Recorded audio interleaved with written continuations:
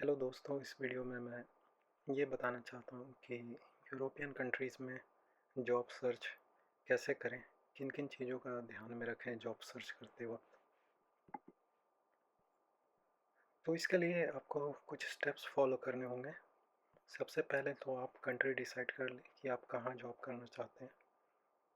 अगर आप जगह को लेकर फ्लेक्सिबल हैं तो फिर आप ये देख लें कि जिस टाइप का जॉब आप करना चाहते हैं उसकी डिमांड कहाँ पर है। दूसरा, जॉब संबंधित ज़रूरतों को समझ लें और जिस कंट्री में आप जाना चाहते हैं उससे भी संबंधित रिक्वायरमेंट्स के बारे में जान लें। तीसरा है, अपना एक स्ट्रॉन्ग सीवी या रिज्यूम बना के रखें। चौथा, आप मोटिवेशन लेटर या जिसको कवर लेटर भी बोलते हैं उसको लिखें, जिसमें आप ये दर्शाएं कि आप किस पर्पस से वहाँ जॉब अप्लाई कर रहे हैं, आप को क्या मोटिवेट कर रहा है उस जगह में काम करने के लिए। पांचवा, एप्लीकेशन प्रोसेस।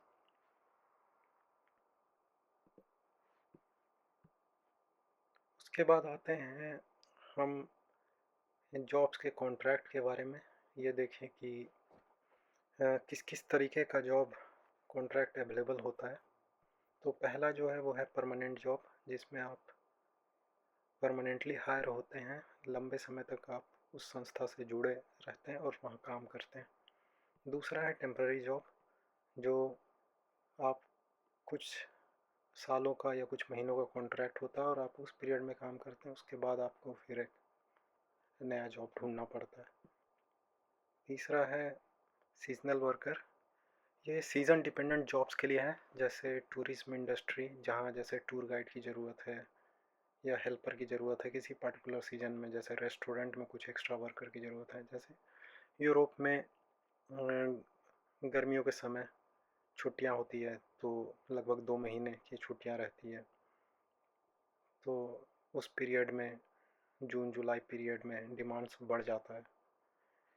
दूसरा हुआ एग्रीकल्चरल फील्ड, जहाँ एग्रीकल्चर से रिलेटेड ज़रूरत, खेत वगैरह में काम करने के लिए जो वर्कर्स की ज़रूरत होती है तो उनका पीरियड होता है, उसमें ज़रूरत होती है। उसके बाद ये लोग अपने अपने देश लौट जाते हैं और नहीं तो फिर अगले सीज़न आने का वेट करते हैं। चौथा है अप्रेंटिसशिप। अप्रेंटिसशिप मतलब आप एक सुपरवाइज़र के अंडर सीखते भी हैं काम और करते भी हैं। इसमें सीखते समय भी पैसे मिलते हैं और उसके बाद एक बार आप जब काम अच्छे से सीख लेते हैं तो आपको इंडिपेंडेंटली काम करने के लिए छोड़ दिया जाता है और फिर आप काम करते हैं। पाँचवा, इंटर्नशिप। तो इंटर्नशिप कुछ पीरियड के लिए होता है, जैसे 6 महीने, 2 महीने, इस तरह का पीरियड, जिसमें आप काम करते हैं और आपके काम को जो भी आपका रिक्रूटर है देखता है कि आप अच्छा कर रहे हैं कि नहीं कर रहे हैं, और उसके बेसिस पर फिर आपको वो हायर करना डिसाइड करता है। इसमें इंटर्नशिप ख़त्म होने के बाद आपको जॉब के लिए सेपरेटली अप्लाई करना पड़ता है।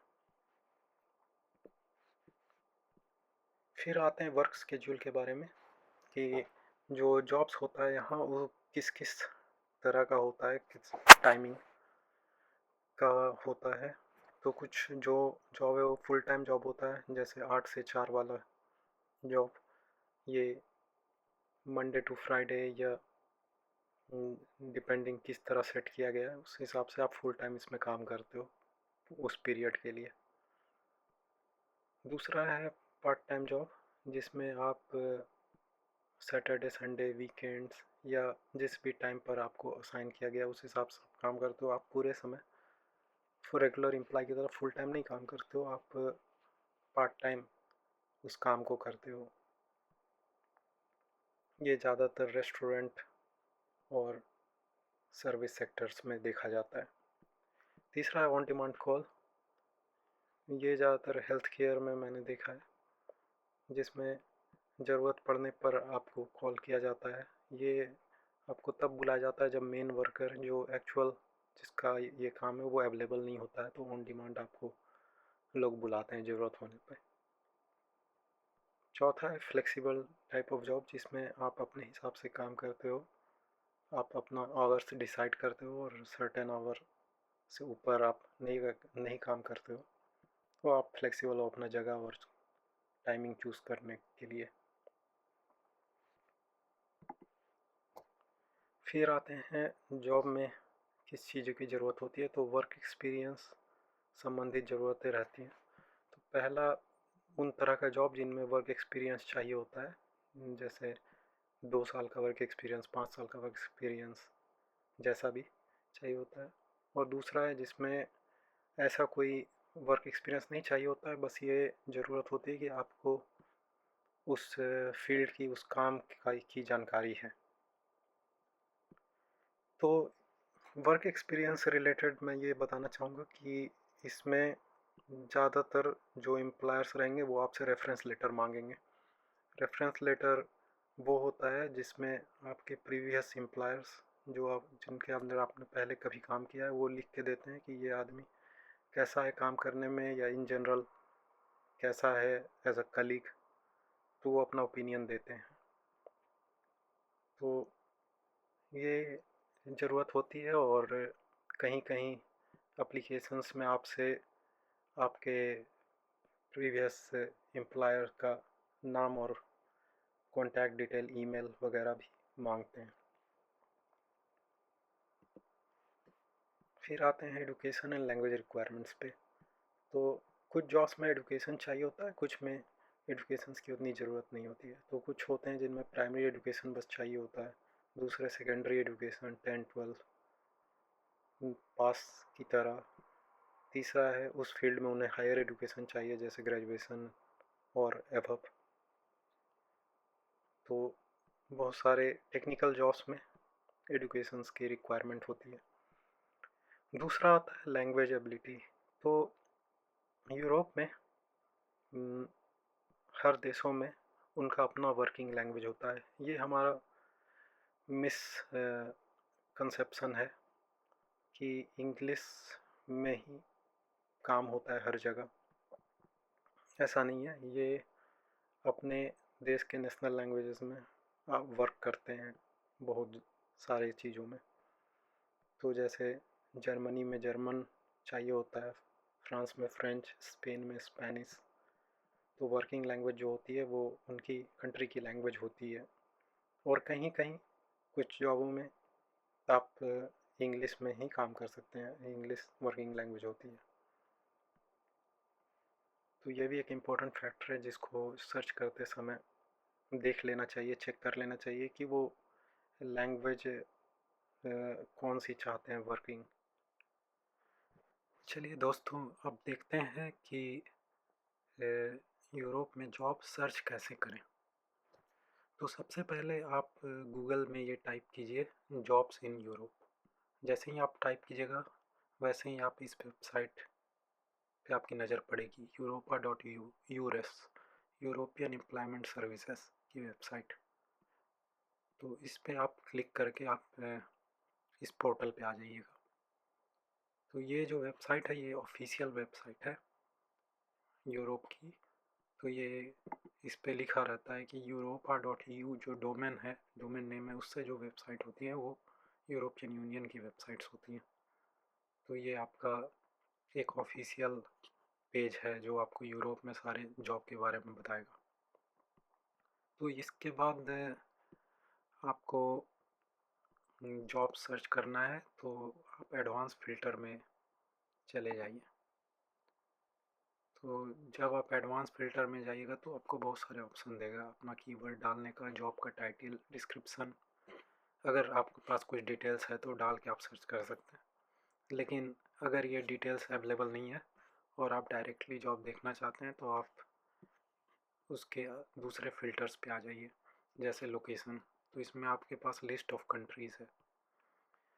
तो यहाँ जैसे कि आप देख सकते हैं कि यूरोपियन कंट्रीज़ का नाम है और बगल में वहाँ कितने जॉब्स अवेलेबल हैं ये दिखाया जा रहा है।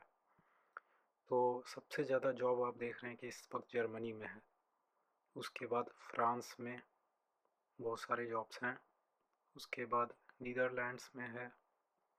तो इस तरह ये सारा दिखाया हुआ है। तो आप कंट्री बाय कंट्री भी सर्च कर सकते हैं, और अगर आप श्योर नहीं है कि किस कंट्री में आपको जॉब करना है तो आप अपने जॉब के हिसाब से सर्च कर सकते हैं। जैसे कि ऑक्यूपेशन, आप किस तरह का ऑक्यूपेशन करना चाहते हैं, technician, clerical worker, service sales worker, skilled agricultural forestry and fishery worker, agriculture forest fishery से संबंधित, क्राफ्ट एंड ट्रेड से संबंधित, plant machine operator, elementary operation. तो जो रोज़मर्रा की चीज़ों में जिनमें ज़रूरत पड़ती है लोगों की, उस तरह का इसमें दिया हुआ है।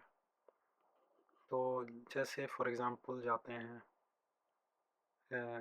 क्राफ्ट एंड ट्रेड वर्कर में, तो इसमें देखिए दिखा रहा है कि metal machinery trade worker, building related trade worker, food processing worker, garment craft, handicraft and printing worker, फिर electrician and electronics trade worker, ये सारे कैटेगरीज आते हैं। उसके बाद अगर आपको ब्रॉडली सर्च करना, एग्जैक्टली आपको नहीं मालूम कि क्या जॉब का टाइटल है या क्या जॉब का डोमेन है, तो आप इस बिजनेस सेक्टर में देख सकते हैं कि एकोमोडेशन फूड सर्विस से रिलेटेड, कुछ ऑर्गेनाइजेशंस एंड बॉडीज से रिलेटेड, हाउस होल्ड अफेयर्स से related, administrative job, agricultural forestry fishing के क्षेत्र में जॉब, आर्ट्स स्पोर्ट्स के क्षेत्र में, कंस्ट्रक्शन में। इसमें नंबर भी बता रहा है कि किस में कितनी अवेलेबिलिटी है। तो आपको दिख रहा हो कि एडमिनिस्ट्रेटिव सर्विसेज में बहुत सारे हैं, लेकिन ये एडमिनिस्ट्रेटिव फील्ड्स में बाहर से जॉब अप्लाई करना थोड़ा मुश्किल है। कंस्ट्रक्शन है, फिर एजुकेशन है, फिर इलेक्ट्रिसिटी, फाइनेंस। तो इस तरह से जितने भी फील्ड्स हैं उसको आप देख सकते हैं कि किस फील्ड्स में कितने जॉब्स अवेलेबल हैं। फिर आता है लैंग्वेज स्किल। इसमें आपका लैंग्वेज का लिस्ट है कि जॉब में आप फिल्टर कर सकते हैं किस लैंग्वेज की ज़रूरत है। जैसे आपको अगर इंग्लिश आती है, आप बस इंग्लिश में ही काम करना चाहते हैं, तो आप इंग्लिश इसमें कर सकते हैं, और यहाँ पे जैसे इंग्लिश सेलेक्ट कर सकते हैं, और यहाँ पे आप अपना लेवल डाल सकते हैं कि आप इंग्लिश के इस लेवल पे हैं, तो आपको उसी तरह से जॉब दिखाई जाएगी। आप बिगनर हैं, इंटरमीडिएट हैं, या ये हैं। तो अगर आपको कोई यूरोपियन लैंग्वेज आती है तो उसको भी आप डालकर जॉब देख सकते हैं। तो ये हुआ। तो जैसे एक एग्ज़ाम्पल मैं देता हूँ, इसमें मैं क्राफ्ट एंड ट्रेड वर्कर को सिलेक्ट करता हूँ। इलेक्ट्रिकल, इलेक्ट्रॉनिक ट्रेड, मेटल, ठीक है, इसको सिलेक्ट करता हूँ इलेक्ट्रिकल, और सर्च करता हूँ क्या दिखाता है।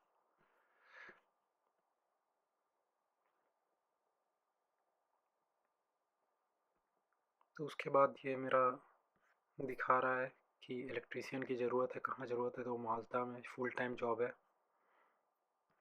ये कंपनी का नाम होगा। इस तरह और भी बहुत सारे जॉब्स हैं। अब मैं चाहता हूँ कि मैं कंट्री सेलेक्ट कर लूँ, तो यहाँ मैं कंट्री सेलेक्ट कर सकता हूँ जैसे दिखा रहा है। जैसे जर्मनी में देखिए बहुत सारी जॉब्स हैं इलेक्ट्रीशियन से रिलेटेड, तो मैं जर्मनी में क्लिक करता हूँ और अब अप्लाई करता हूँ। तो फिर ये जर्मनी में जो जॉब्स हैं वो दिखाई देगा। तो ये जर्मन लैंग्वेज में, इसको ट्रांसलेट कर लेते हैं, इंग्लिश में ट्रांसलेट कर देते हैं। इंडस्ट्रियल टेक्निक, इलेक्ट्रिकल टेक्नीशियन, इस तरह से अलग अलग इलेक्ट्रीशियन की जॉब दिखा रहा है। तो इस पर क्लिक करते हैं, ये कोई कंपनी है, तो ये अपना डिटेल्स बता देते हैं कि जॉब का ओवरव्यू क्या है। तो ये स्टार्टिंग डेट दे रहा है 1 जुलाई 2026। ये चाहते हैं कि वर्कर रेडी हो स्टार्ट करने के लिए। और उसके बाद आप जैसे जॉब रिक्वायरमेंट पे जाते हैं, तो इनको एक्सपीरियंस चाहिए, आप इंडस्ट्रियल इलेक्ट्रीशियन का एक्सपीरियंस होना चाहिए आपके पास। और तो कुछ लिखा नहीं है, कभी कभी लैंग्वेज भी लिख देता है कि लैंग्वेज चाहिए होती है। तो और अप्लाई कैसे करना है, तो ये डिटेल इन्होंने बता दिया कि आप बहुत तरीका अप्लाई करने का, आप ईमेल कर सकते हैं इन पर्सन, नहीं तो आप वेबसाइट पे जाकर जॉब सर्च कर सकते हैं और अप्लाई कर सकते हैं। आप इस पे ईमेल कर सकते हैं। उसके बाद जो ये पोर्टल है यूरोप का, वो आपको कुछ इंफॉर्मेशन भी देता है कि living and working in Germany कैसा है, लेबर मार्केट जर्मनी में कैसा है, इन चीज़ों का जानकारी भी इस पोर्टल में मिलता है। और यहाँ पे जैसे अपने प्रोफाइल बनाई कि क्या चाहिए, जैसे यहाँ पे एक लिखा है कि क्लास बी ड्राइवर लाइसेंस होना एक एडवांटेज है, तो ड्राइवर लाइसेंस होना यहाँ पे प्रायोरिटाइज किया जाएगा। फिर बैक जाते हैं। फिर मैं आपको दिखाता हूँ कि जहाँ पर लैंग्वेज स्किल, तो यहाँ पर देख सकते हैं कि आप अलग अलग लैंग्वेज, इंग्लिश में काम करने वाले 1107 जॉब्स पोजीशंस हैं। फिर बहुत सारे में जर्मन चाहिए, तो वो देखते हैं जिसमें जर्मन लैंग्वेज चाहिए। तो अब जैसे यहाँ जर्मन में आ गया, जर्मन चाहिए, तो उसकी रिक्वायरमेंट्स में ये क्लियर लिखाएगा कि जर्मन B1 इंटरमीडिएट लेवल का चाहिए और एक्सपीरियंस डोमेस्टिक इलेक्ट्रीशियंस का चाहिए। तो इस वेबसाइट पे आपको बहुत सारी डिटेल्स मिल जाएगी, सैलरी वगैरह का भी इंफॉर्मेशन होगा कहीं ना कहीं, तो कैसे अप्लाई करना ये सब भी बताया रहता है।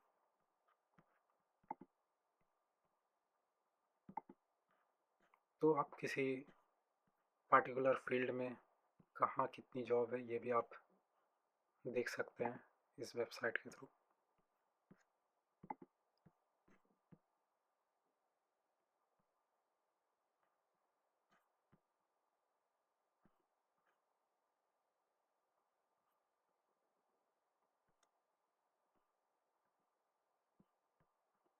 एक और एग्जांपल देना चाहूँगा। आयरलैंड में इंग्लिश बोला जाता है बहुत हद तक। आयरलैंड में भी सर्च करते हैं कितनी जॉब्स हैं वहाँ। 1985 किस फील्ड में करूँ, क्राफ्ट में ही करते हैं, electrical, electronics, metal machinery, black Smith, क्या क्या आता है इसमें ये देख रहा हूँ। सर्च, तो यहाँ जैसे बता रहा है कि एक वेल्डर चाहिए, और बता रहा है कि अगर आप नॉन यूरोपियन नेशनल हैं तो आपके पास एम्प्लॉयमेंट परमिट मतलब वर्क वीज़ा होना चाहिए। तो जैसे ये वेल्डर हुआ, तो इसमें जैसे इन्होंने बताया कि अप्लाई करने का डेडलाइन है 17 जुलाई, और जॉब स्टार्ट ये चाह रहे हैं कि 1 सितंबर 2026 से जो कैंडिडेट है वो जॉब स्टार्ट कर ले, डायरेक्ट हायरिंग हो रही है। तो वेल्डर का जो रिक्वायरमेंट क्या है, तो ऐसा कुछ इन्होंने बताया नहीं कि रिक्वायरमेंट स्पेसिफिकली क्या है, बस ये लिखा है कि ट्रैवल इसमें करना पड़ सकता है, इस जॉब के दौरान आपको अलग अलग जगह पे ट्रैवल करना पड़ सकता है। रिम्यूनरेशन तो फिक्स बेस पेड बताया, और डिटेल्स कुछ बताया नहीं। कहाँ अप्लाई करना है ये बताया हुआ है पोर्टल। फिर उसी तरह यहाँ भी आयरलैंड कैसा देश है रहने और काम करने के लिए, और मार्केट वहाँ कैसा, ये डिटेल्स दी हुई है। तो ये काफ़ी ब्रॉड वेबसाइट है और बहुत सारा डिटेल्स इसमें अवेलेबल होता है। आपको बस इसको एक्सप्लोर करना है, और या तो आप कंट्री बाय कंट्री कर सकते हैं, या तो आप अपने जॉब के हिसाब से, अपने फील्ड के हिसाब से कर सकते हैं, और करके वन बाय वन चेक कर सकते हैं कि क्या क्या रिक्वायरमेंट है, आप क्या सेटिस्फाई कर रहे हैं कि नहीं कर रहे हैं। इस पोर्टल के सिलसिले में मैं एक बात क्लियर करना चाहता हूँ कि ये job portal primarily European citizen को टारगेट करता है, जो यूरोप में ऑलरेडी रह रहे हैं, और या फिर जिनके पास यूरोप में वर्क वीज़ा ऑलरेडी है और फ्रीली मूव कर सकते हैं यूरोप के देशों के बीच, ये उनको टारगेट करता है। लेकिन जिन कंट्रीज़ में लेबर शॉर्टेज है और वो फुलफ़िल नहीं हो पा रहा है, वो इंटरनेशनल लोगों को भी हायर करते हैं, जैसे जर्मनी में, नीदरलैंड्स में और भी कुछ कंट्रीज़ में। इस पोर्टल पे जो वैकेंसीज अनाउंस होती है वो इंटरनेशनल लोगों को भी हायर करती है, और इसी वजह से आप इस पोर्टल को चेक कर सकते हैं। हालांकि उन देशों की अपनी अपनी भी वेबसाइट्स होती हैं जिन पे वो इंटरनेशनल जॉब्स निकालते हैं, लेकिन मोस्ट प्रोबेबली वो सारे जॉब्स इस वेबसाइट पे भी अवेलेबल होते होंगे। तो जब आप फ़िल्टर में लैंग्वेज इंग्लिश डालिएगा तो उस तरह की जॉब्स पे आपको नज़र पड़ जाएगी।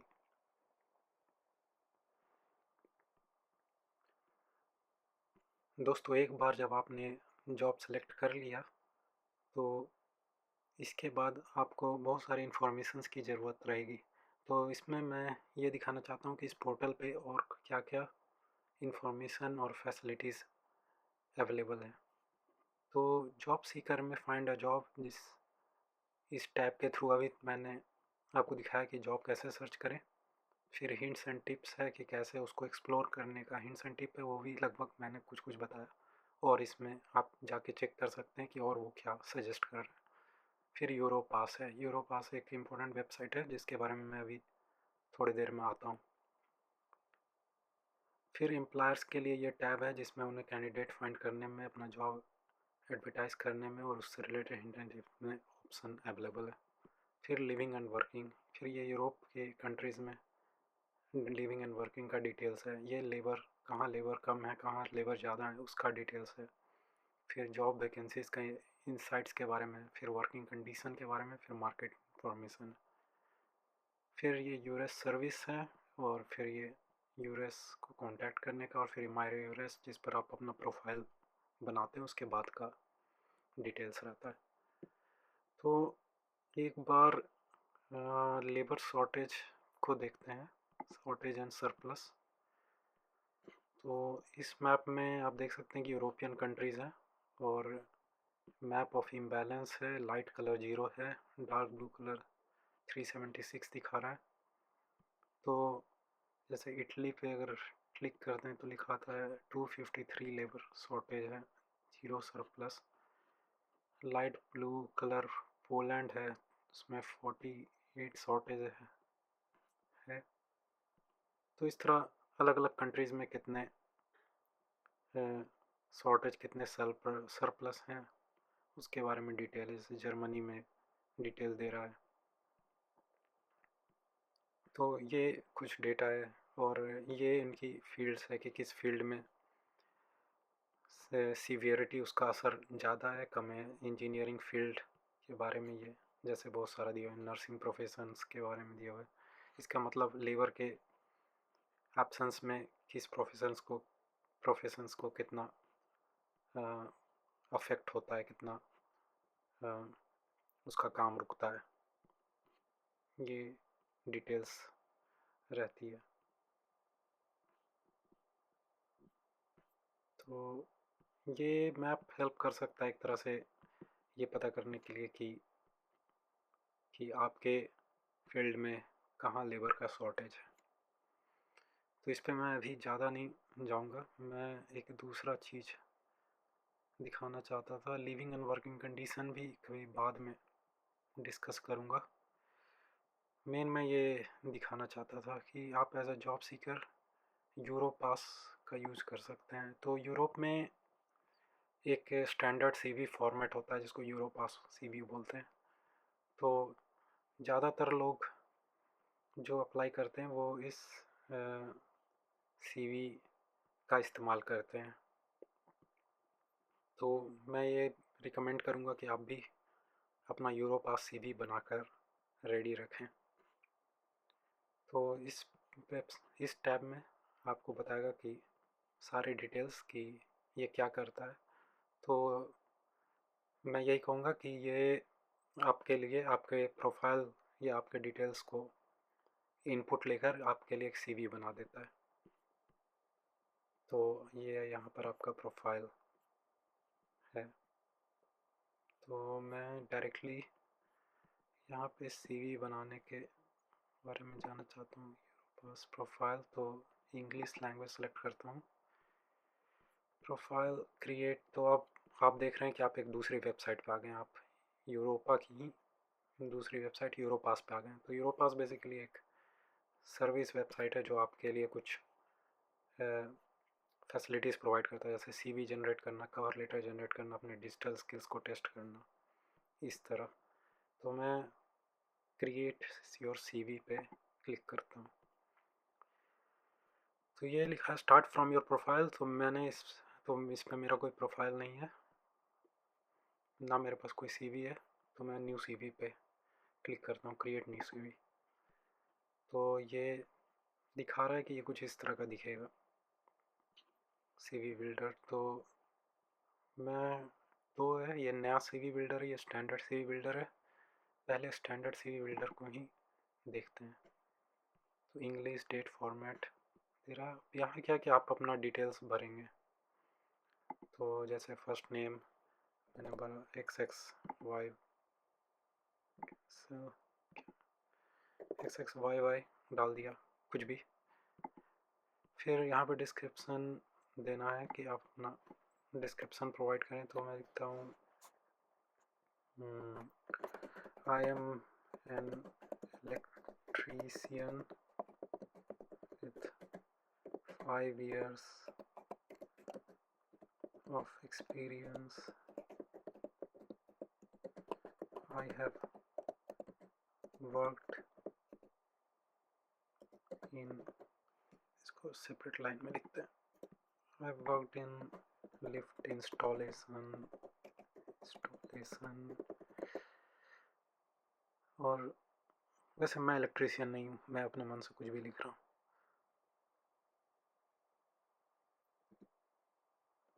And other related industries,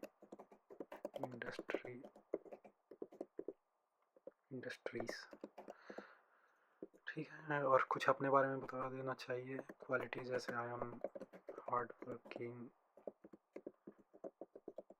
sincere and meticulous person.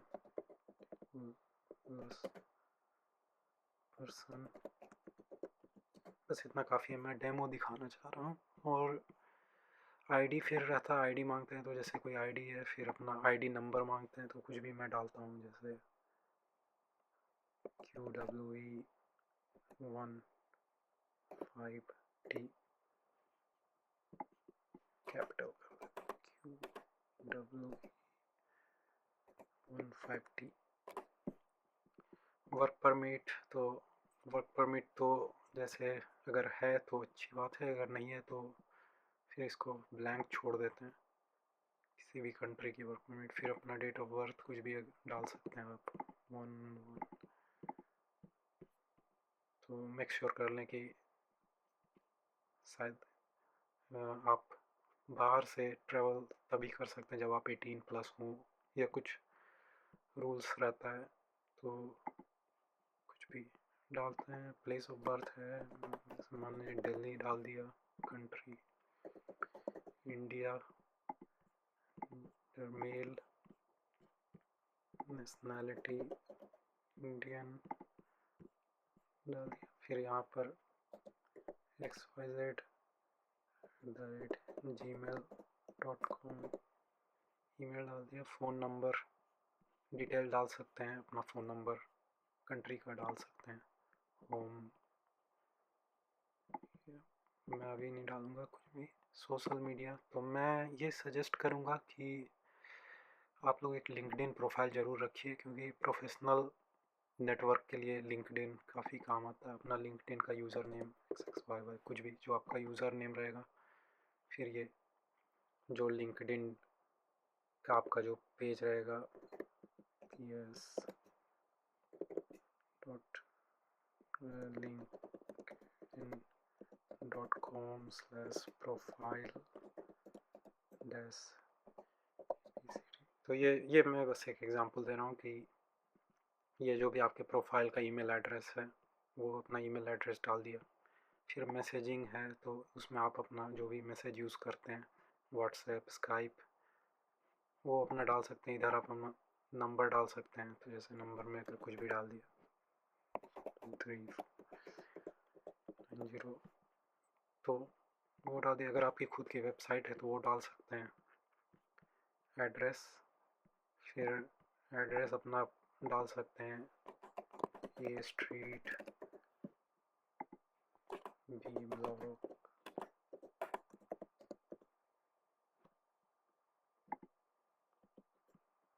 B block C colony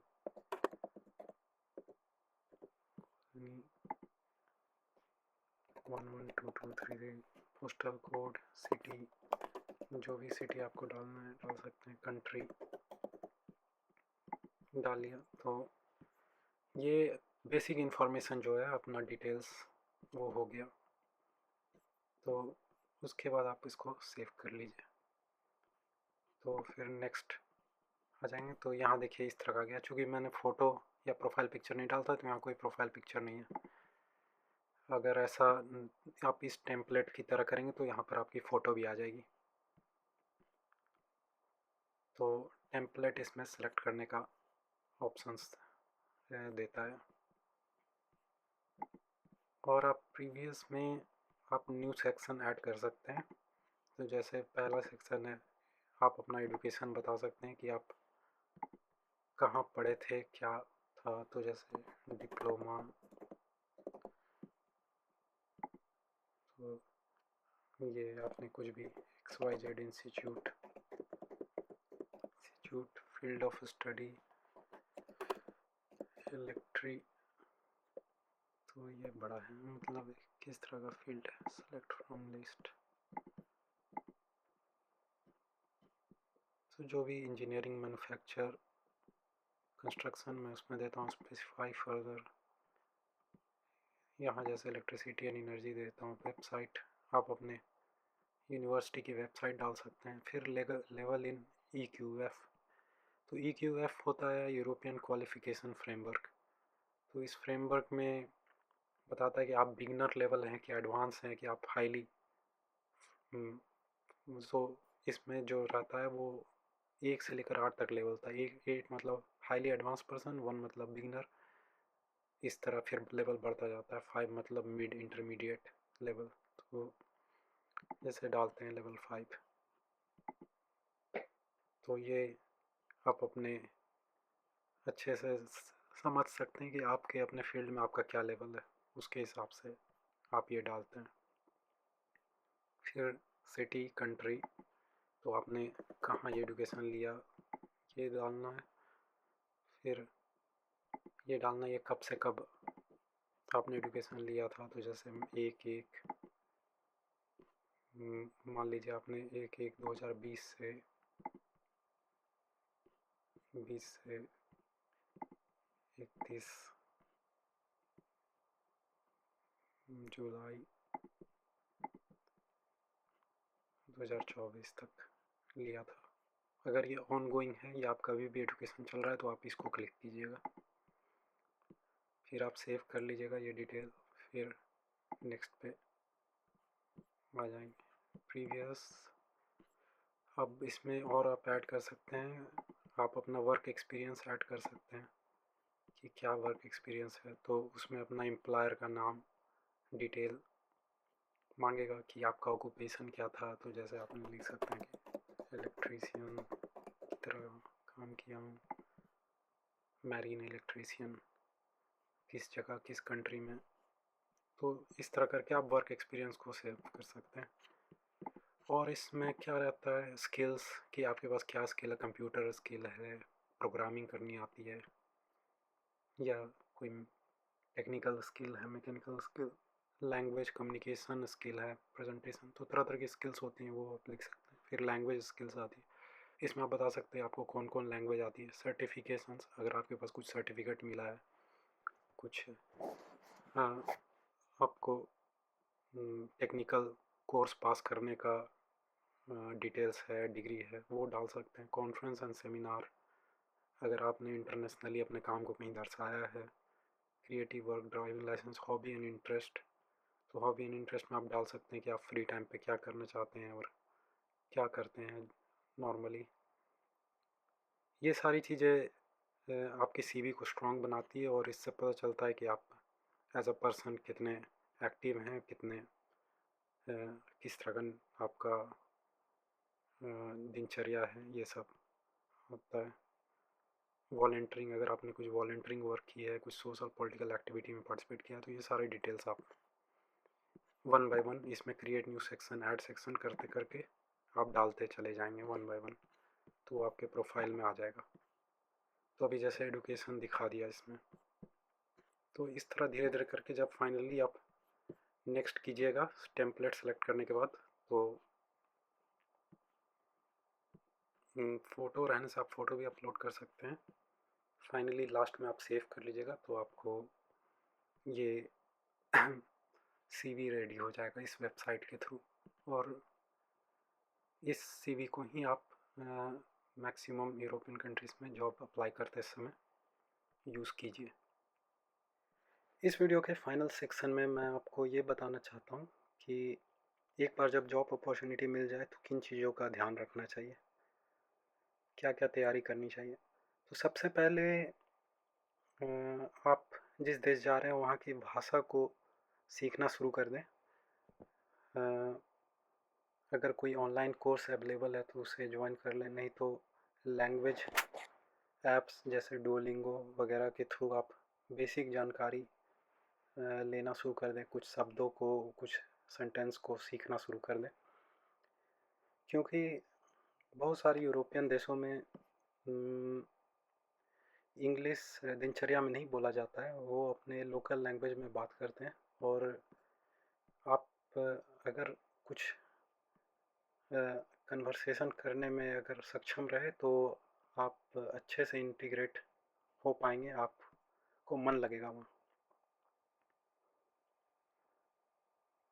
second ये है कि आप उसके बारे में कुछ रिसर्च करना शुरू कर दें कि वहाँ की लिविंग कंडीशंस कैसी है, वहाँ का सेफ्टी सिस्टम। तो ज़्यादातर यूरोपियन कंट्रीज़, खासकर जहाँ जॉब्स अवेलेबल होते हैं, वो सेफ़ होता है ऑन एन एवरेज, पर फिर भी हमें जिस एरिया में जा रहे हैं उस एरिया के बारे में कुछ जानकारी रख लेनी चाहिए। और खाना कैसा है वहाँ का, तो ये भी मैं बता दूंगा कि आजकल international shops, food shops available होते हैं, रेस्टोरेंट्स अवेलेबल होते हैं हर जगह, जैसे एशियंस फूड भी अवेलेबल होता है, और भी तरह के फूड्स आपके अलग अलग देशों के अवेलेबल होते हैं हर जगह। लेकिन प्राइसेस वेरी करता है, वो कुछ महंगा हो सकता है लोकल फूड से। हेल्थ केयर सिस्टम कैसा है ये जान लें कि वो फ्री है या आपको हेल्थ इंश्योरेंस लेना होगा, कैसा है वहाँ का, ये सब के बारे में डिटेल रख लें। अगर आपके बच्चे हैं तो चाइल्ड केयर क्या है, किंडरगार्टन, स्कूल फीस, इन चीज़ों के बारे में भी जानकारी पता कर लें। तो वो हुआ। और फिर लेज़र एक्टिविटी, वहाँ लोग फ्री टाइम में क्या करते हैं, किस तरह अपना टाइम बिताते हैं, इसके बारे में कुछ जानकारी रख लें। और उसके बाद जहाँ आपको जॉब मिली है वहाँ अगर आपको वहाँ जो काम करने वाले लोगों का है उनका कॉन्टैक्ट इन्फॉर्मेशन अगर कहीं से मिले तो उनसे बात ज़रूर करें और पता लगाएं कि कैसा है वर्किंग कंडीशन, माहौल कैसा है, प्रेशर तो नहीं है, किस तरह का जॉब सिनेरियो है, सैलरी कैसी है, ये सब पता कर लें। फिर अपना डॉक्यूमेंटेशन रेडी कर लें, work visa, travel documents, accommodation, जो भी चाहिए होगा ये सारा आपको जो दिखाना रहेगा जब आप इंटर करेंगे कंट्री, तो ये रेडी रखें अच्छे से। उसके बाद अपना आप जर्नी, ट्रैवल को प्लान करना शुरू कर दीजिए कि हमें कब जाना है, और जॉब स्टार्ट होने से कुछ समय पहले ही पहुँचे तो अच्छा रहेगा, ताकि आप अपने आप को एडजस्ट कर सकें। कोई भी नया जगह जाने से कुछ समय लगता है एडजस्ट होने में, जैसे वेदर वगैरह या फिर अपना सामान वगैरह अपने हिसाब से सेट करने में, तो ये आप चेक कर लें। तो दोस्तों इस वीडियो में मैं इतना ही रखूँगा, और इसके बाद मैं अगर इस पे रिस्पॉन्स अच्छा रहा तो इन चीज़ों पे वीडियो बना सकता हूँ, जैसे किन देशों में कौन सा जॉब डिमांड में है, फिर उन जॉब्स में अप्लाई करने के लिए अच्छा कवर लेटर कैसे लिखें, अपना ट्रैवल कैसे प्लान करें, किन सामानों को रखें किन को ना रखें, और कहाँ की सैलरी वहाँ का रहने का कॉस्ट, किस तरह का एकोमोडेशन और ऑप्शन अवेलेबल है। यूरोप की बहुत सारे मेजर सिटीज़ में हाउसिंग क्राइसिस रहती हैं, जल्दी आपको रेंट वगैरह घर मिलता नहीं, तो क्या क्या ऑप्शंस आदमी को रखना चाहिए, एम्प्लॉयर आपको प्रोवाइड करा रहा है हाउसिंग की नहीं करा रहा है, इन चीज़ों की डिटेल्स पे बना सकता हूँ। और फाइनली वहाँ के जनरल सोशल चीज़ों पे, वहाँ का वेदर, कंट्रीज़ का इन्वायरमेंट कैसा है, इस पे भी मैं एक वीडियो बना सकता हूँ। इन जानकारियों के लिए मेरे चैनल को ज़रूर लाइक एंड सब्सक्राइब कीजिएगा।